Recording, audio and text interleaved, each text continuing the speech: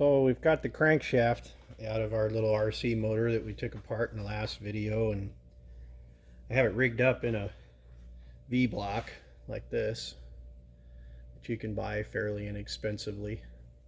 I just have it in my vise, and I've got a little dial indicator base that you get from Harbor Freight and a dial indicator, and I prefer to actually use a dial over a digital meter because it's easier to see the movements. So what we're doing here is actually measuring the runout on the shaft of this crank, and this is one of the biggest problems with running a stock Zenoah RC motor in a helicopter is that the cranks, they're always out, and they're out by varying amounts. So the way that I do this is I put a little bit of pressure on this clamp, and I set up my dial indicator square and right around where the seal rides, usually a little further out than where the bearing is, and I push this guy up square into the V-block and spin it around and see what our dial indicator says. So I set it at 0 to make it easy to see this. As this guy goes around, we can measure how much it's actually out around. And so, wow, this one's out quite a bit.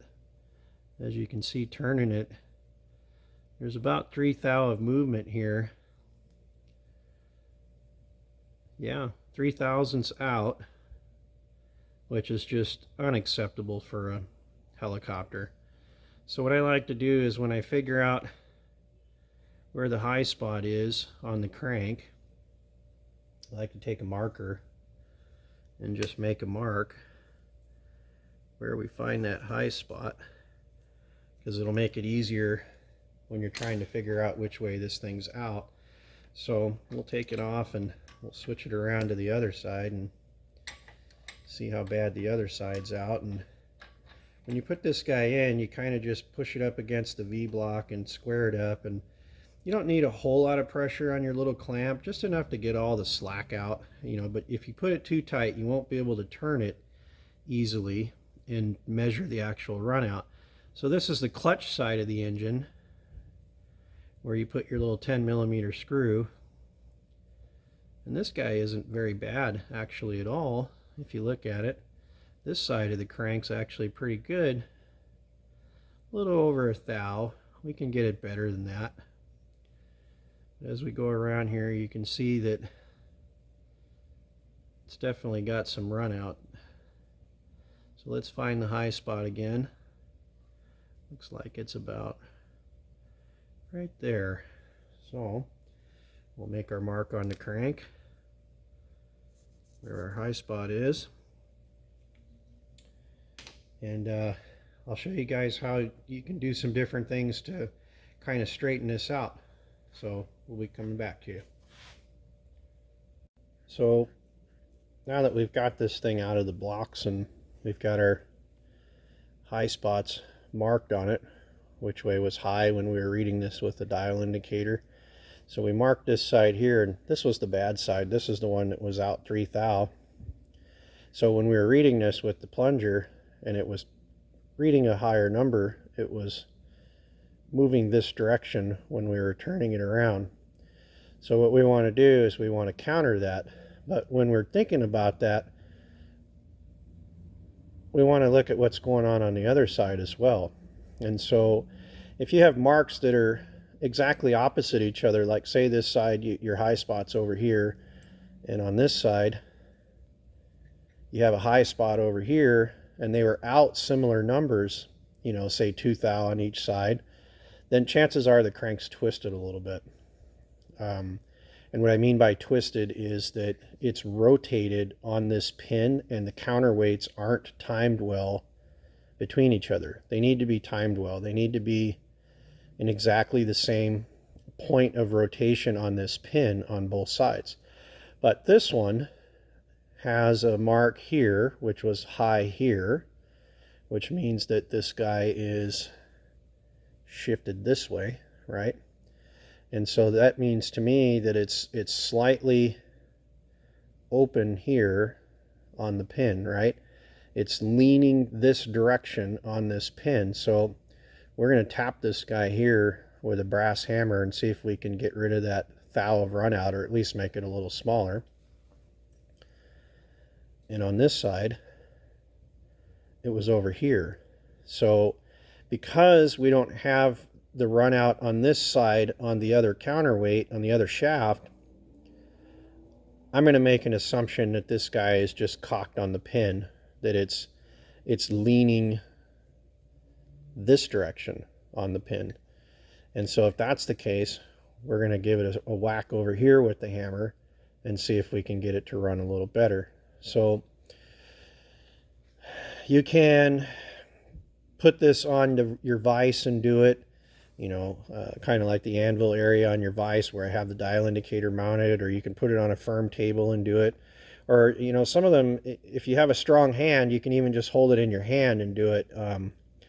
It's a little bit of fiddling around to get it right, and it is trial and error. I haven't found a good way to do this where it's measurable. In other words, you compress it this much and it moves this much. Maybe guys that are better at it than I am have figured that out, but I definitely have not. So I'll show you my little brass hammer here that I use. I use this guy here, my golden mallet of justice, we like to call it. And what we'll do is, I'll try to do this on camera, is we'll hold this guy and we're going to give it a good smack on this side to try and shift this side on this pin down a little bit. So let's try it and see if we can do anything on camera. I might have to do this off camera because I might not be able to hit it hard enough, but let me try.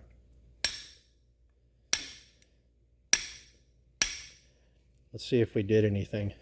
Probably not, but let's measure it.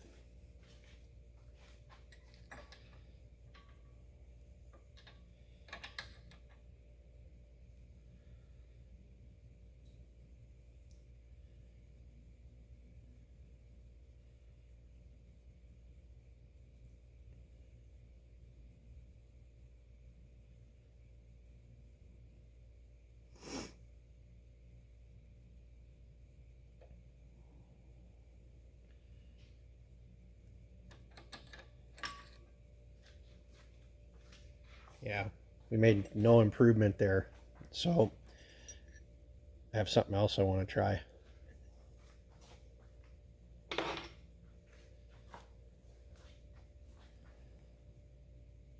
What if we try to lift this side with the chisel instead of knocking this side down? We stick a wedge in here and see if we can do it that way. The only reason I like to try hitting it first on the other side is that by doing this, you're putting pressure on both sides and you can throw the front out, and it makes it just harder. Sometimes you end up chasing your tail a little bit.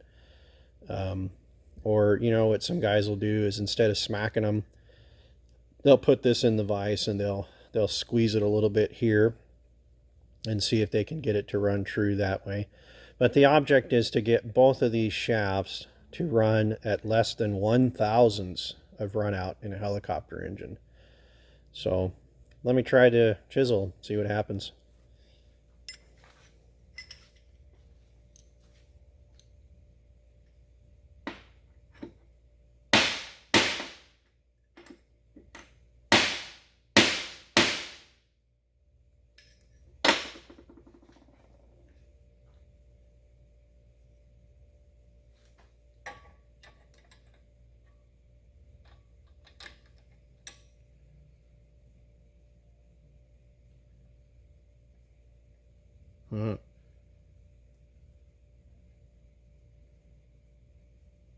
I made it worse.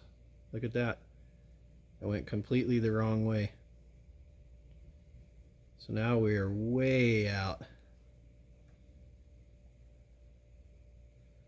So you see, we can deflect this a little bit and get it to move. So I might have stuck the chisel in on the wrong side. It's late. You have to forgive me.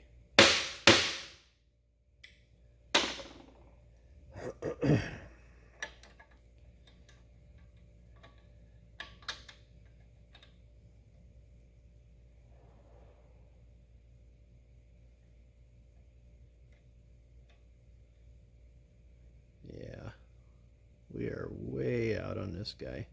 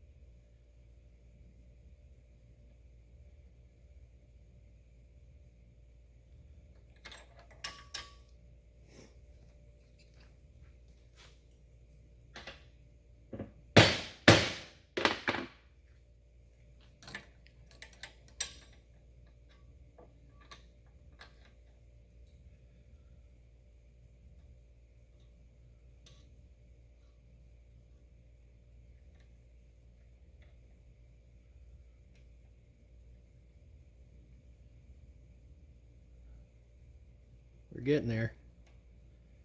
Getting there. Made an improvement. We're at 2 thou out on this guy. So this looks like this is our low side now.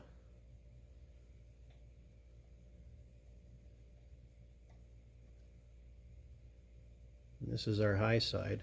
See, so if we pull on this a little bit, we know we need to knock this weight down just a little bit.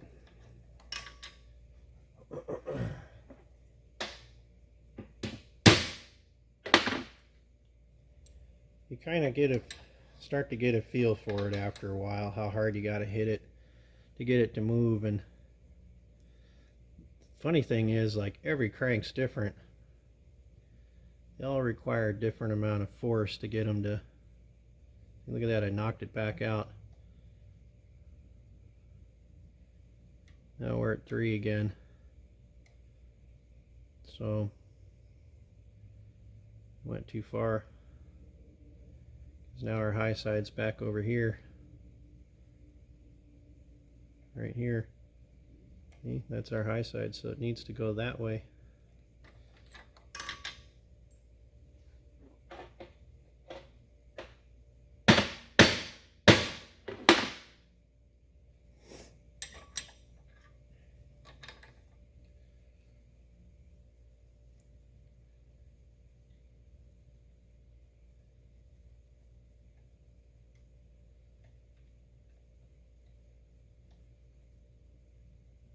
Oh, kind of back where we started. This guy needs to go down that way, right?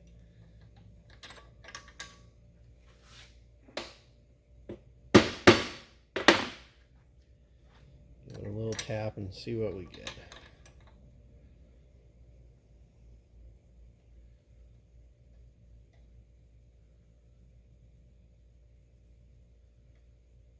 Nothing. We didn't move it on that one. I didn't hit it hard enough. We're still on the. Still need to go that way.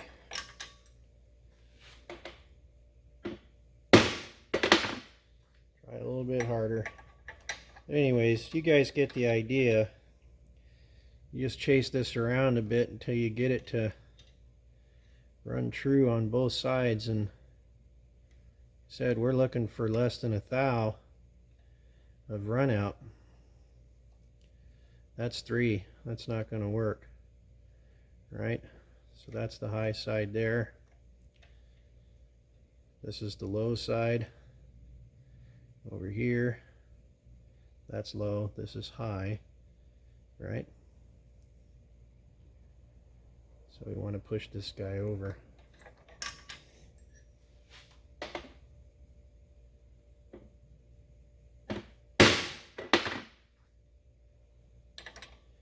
Give it a little harder tap this time. Let's see if we screwed the pooch.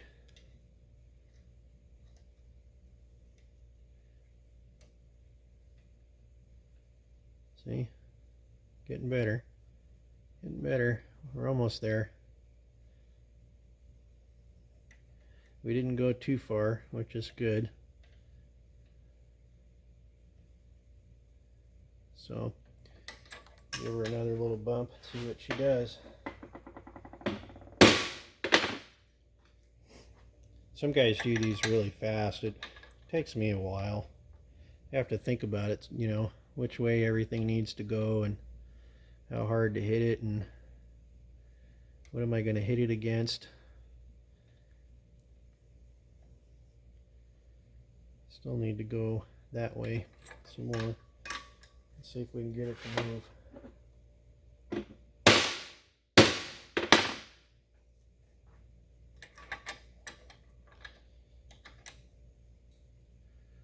See where that got us. Hopefully we didn't go too far.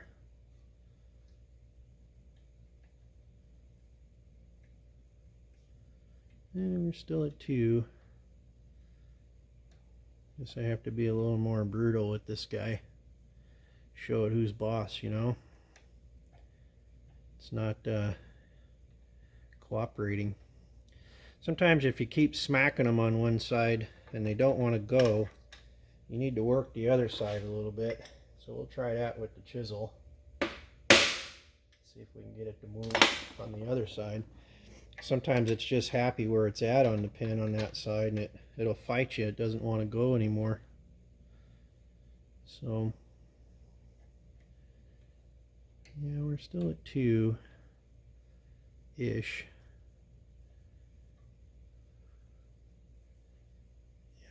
Yep. Still at 2. So let's see. If we want this guy to go that way, we can stick the chisel over here. Try to open her up. See what happens.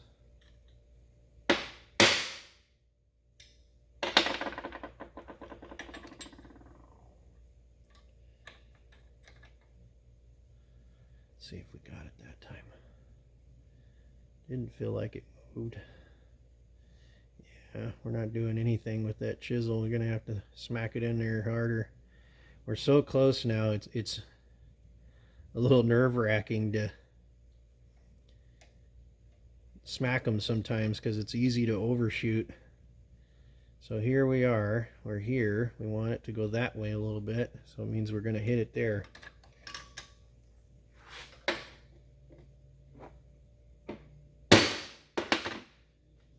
See what happens. We gave her a hard whack that time.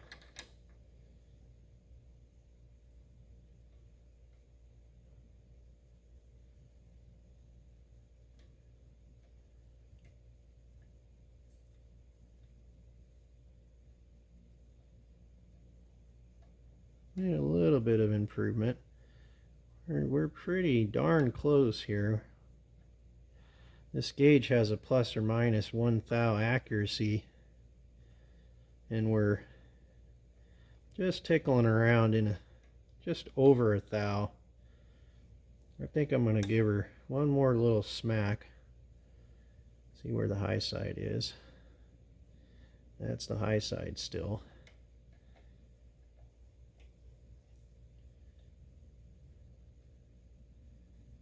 Yep, so we give that side just a little bit more love and see if we can get her really good. I don't know, that one didn't feel strong enough, but let's try it out. Let's see what that got us.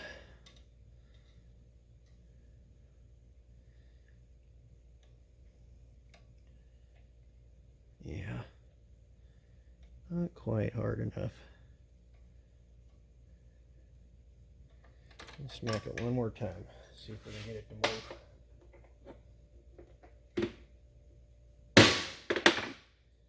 Let's try that.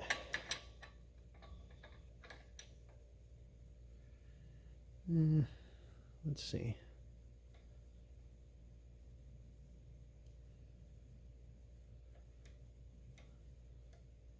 Look at that.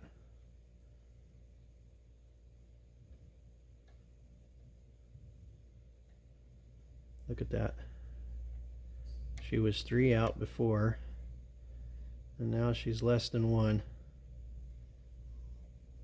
That's what we're looking for in a helicopter motor, because that flywheel's hanging off out here, right? That's a lot of weight spinning around at a high RPM, and that thing's going to move and create vibration, right? Which is what we're trying to avoid.